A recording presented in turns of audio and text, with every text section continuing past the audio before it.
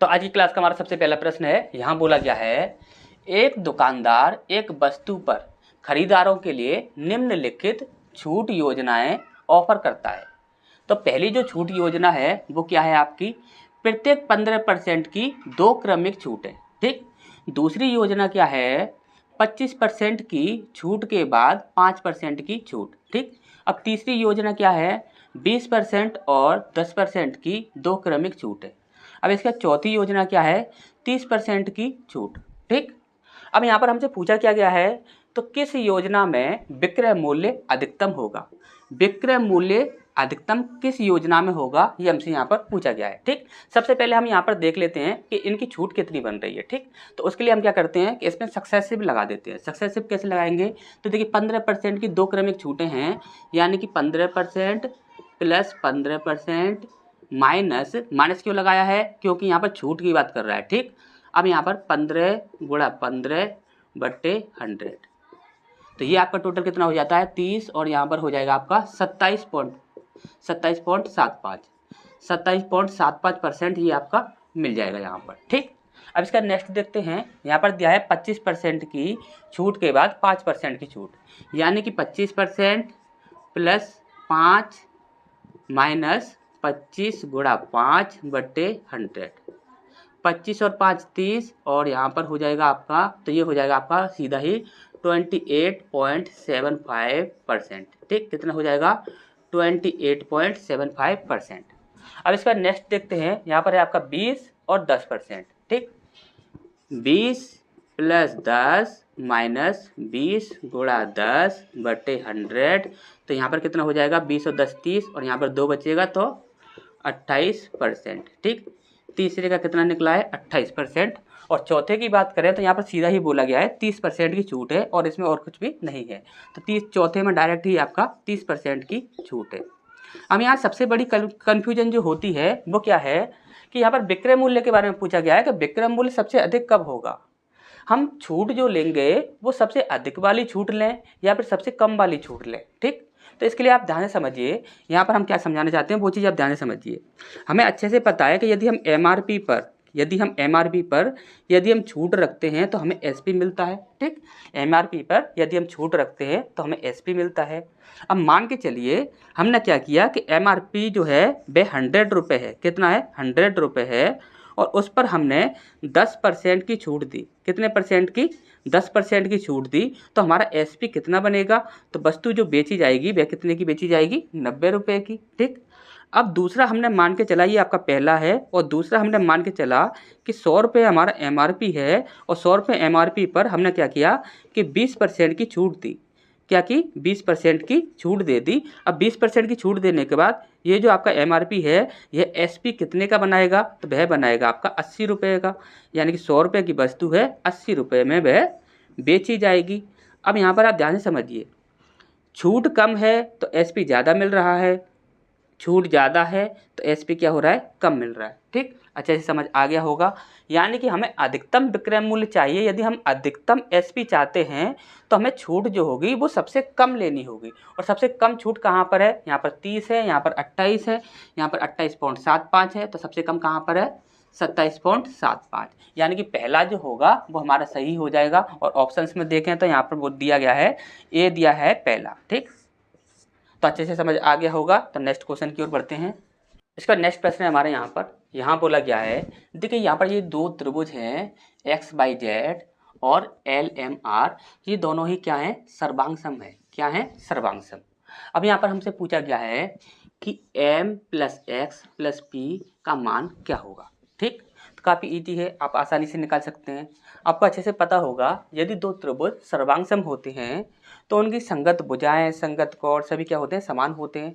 लेकिन यहाँ पर हमें सिर्फ भुजाओं से मतलब है। ठीक। भुजाओं का यदि हम यहाँ पर देखें तो देखिए भुजाएं हम संगत कैसे देखते हैं, तो आपको अच्छे से पता होना चाहिए। जैसे कि हम त्रिभुज की बात करें, एक है आपका XYZ, ये है आपका XYZ, और दूसरा क्या है आपका, एक है आपका LM और R।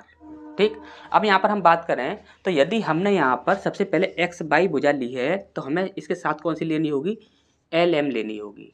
हमने बोला कि एक्स वाई हम भुजा ले रहे हैं, कौन सी ले रहे हैं, एक्स वाई ले रहे हैं। तो एक्स वाई का मान कितना है, हम फर्स्ट की बात करते हैं तो कितना है 2m + 1, कितना है 2m + 1।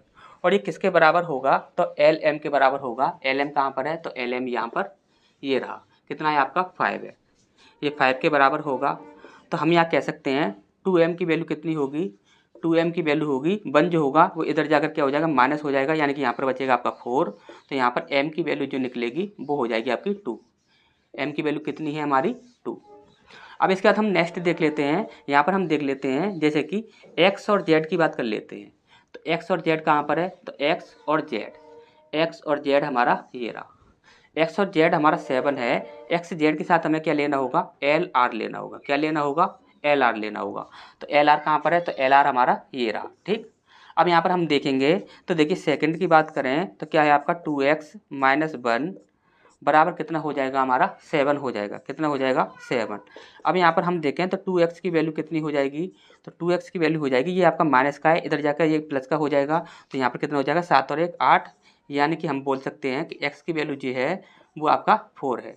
x की वैल्यू कितनी है हमारी 4 है। अब इसके बाद हम बात करें तो हमारी लास्ट एक भुजा बचती है ये वाली, तो इसको देख लेते हैं। तीसरा यहाँ पर क्या है आपका 2p + 2, 2p + 2 की वैल्यू कितनी है हमारी 8 है। अब यहाँ पर देखेंगे तो 2p की वैल्यू कितनी हो जाएगी, 2p की वैल्यू हो जाएगी, ये आपका देखिए 2 है, ये इधर जाएगा माइनस हो जाएगा, यानी कि ये 6 हो जाएगा।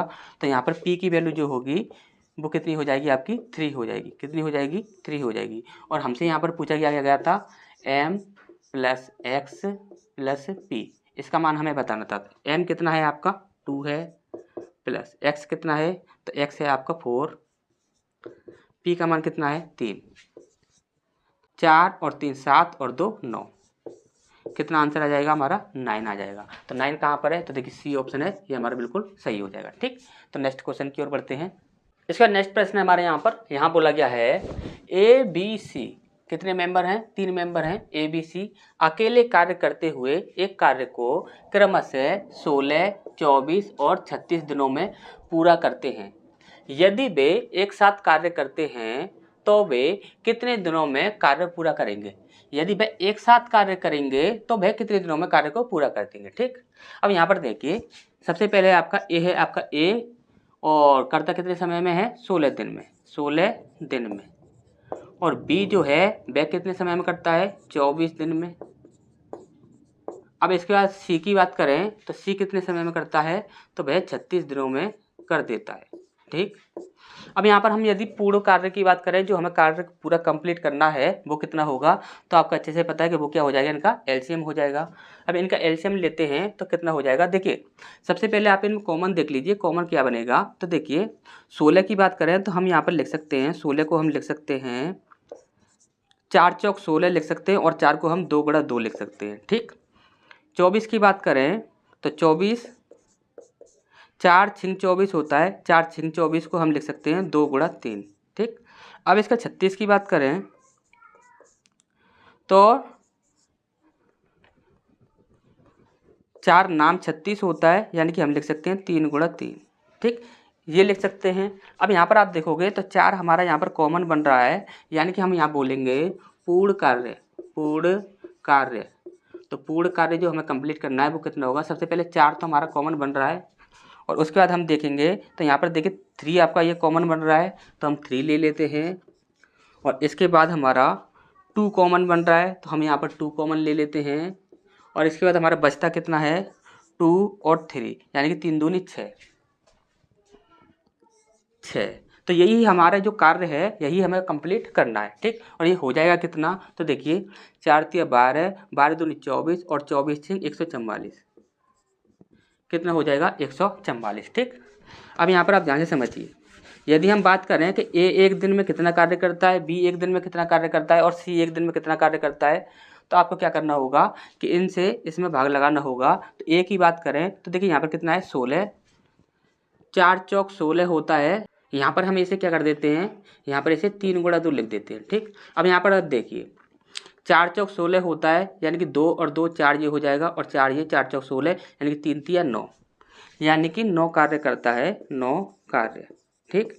अब इसके बाद बी की बात करें तो ये कितना है आपका 24। तो यहाँ पर देखिए 6 चौक 24 होता है और यहाँ पर 3 दूनी 6 हो जाएगा और 6 चौक 24 हो जाएगा और 3 दूनी 6। यहाँ पर ये कितना करता है 6 काम करता है। ठीक, अब यहाँ पर 36 की बात करें तो 6 छंग 36 होता है, 3 दूनी 6 और 3 दूनी 6 यानी कि 4 बचता है आपका। तो कितना हो जाएगा 4 काम। अब यहाँ पर यदि हम बात करें कि ये तीनों मिलकर एक दिन में कितना कार्य करते हैं, तो आप क्या करोगे इन सबको ऐड कर दोगे, यानी कि 15 और 4 19। कितना हो जाएगा 19 हो जाएगा। यानी कि ये तीनों मिलकर एक दिन में 19 कार्य करते हैं। और कार्य कितना कंप्लीट करना है, तो हमें कार्य कंप्लीट करना है 144। कितना करना है 144। तो 144 में हम 19 से भाग लगाएंगे, 19 सत्ते 133 होता है, 19 सत्ते 133 और यहाँ पर बचता है हमारा 11। ठीक, कितना आ जाएगा 7 सही 11/19। तो देखिए यहाँ पर कहाँ पर है, तो देखिए 7 सही 11/19 ये हमारा सही आंसर हो जाएगा। ठीक, अच्छा ये समझ आगे होगा। नेक्स्ट क्वेश्चन की ओर बढ़ते हैं।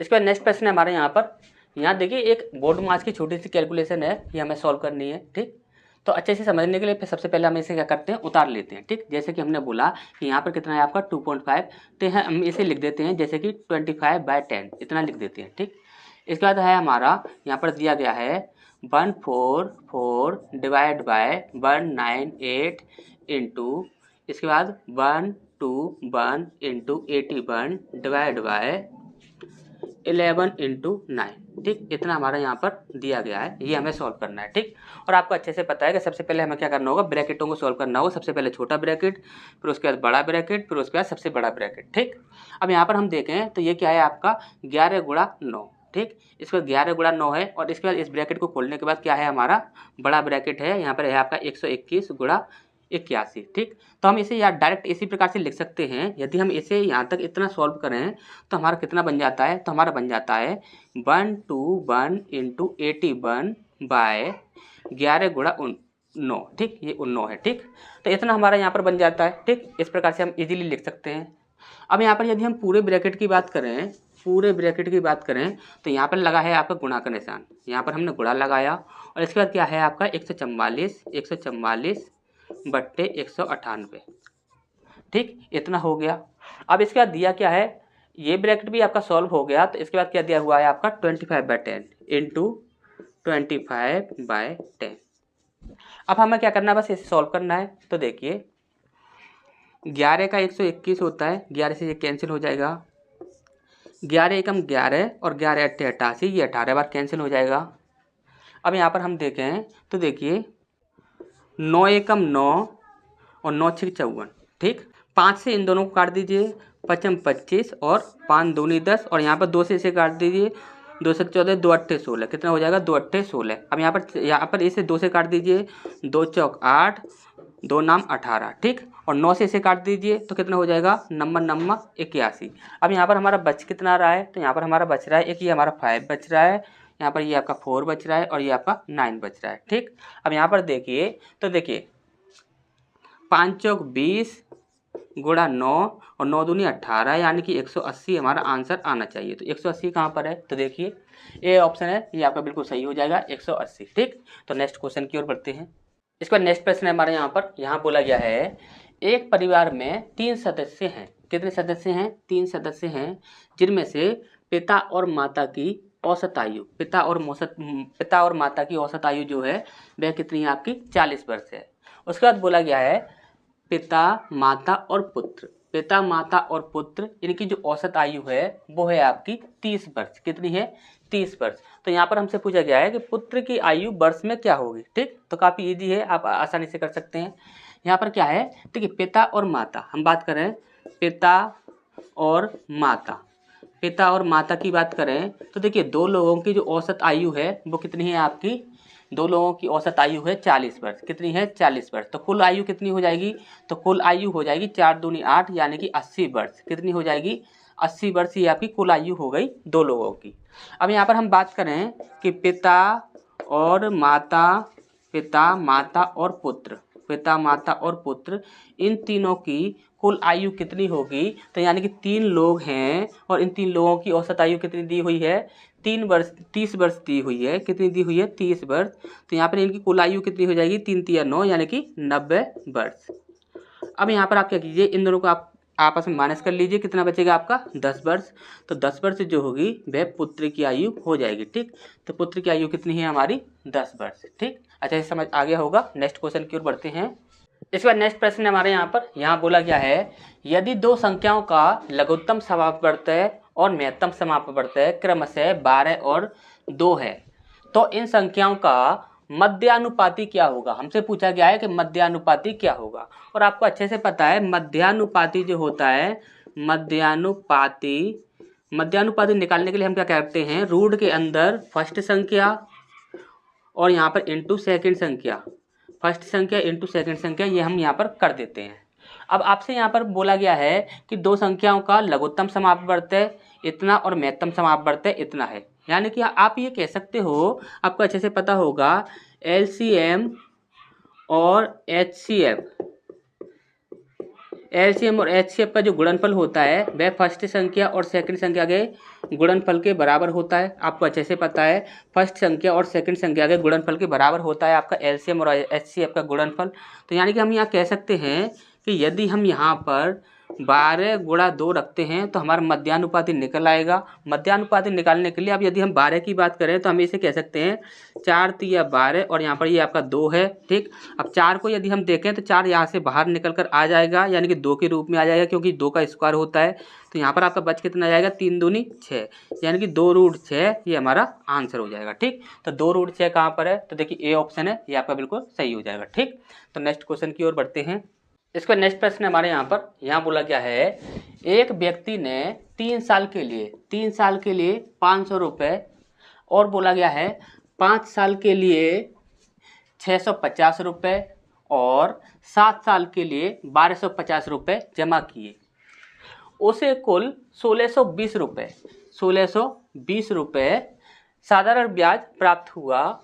वार्षिक ब्याज दर कितनी होगी, ये हमसे यहाँ पर पूछा गया है। ठीक, यदि हम यहाँ पर आपसे बोले कि हमें वार्षिक ब्याज दर चाहिए तो इसके लिए हमें क्या क्या चाहिए, तो आप बोलोगे कि सर सबसे पहले तो हमें चाहिए कुल ब्याज कितनी होगी, और दूसरा हमें चाहिए कि कुल धन कितना है।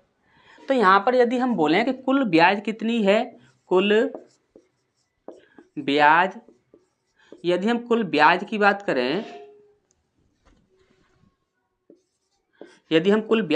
करें, तो कुल ब्याज कितना है आपका, तो 1620 रुपये।